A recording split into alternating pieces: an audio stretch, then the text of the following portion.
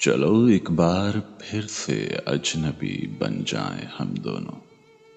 चलो चलो एक बार फिर से अजनबी बन जाएं हम दोनों।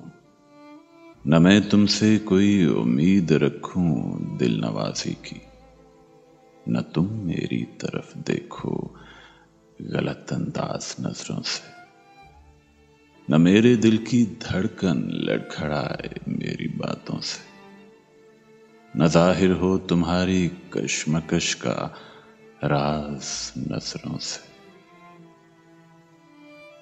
चलो एक बार फिर से अजनबी बन जाएं हम दोनों।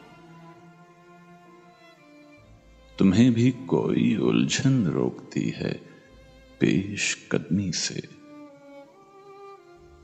मुझे भी लोग कहते हैं कि ये जलवे पर आए हैं, मेरे हमराह भी रुसवाइयां हैं मेरे माजी की, तुम्हारे साथ भी गुजरी हुई रातों के साए।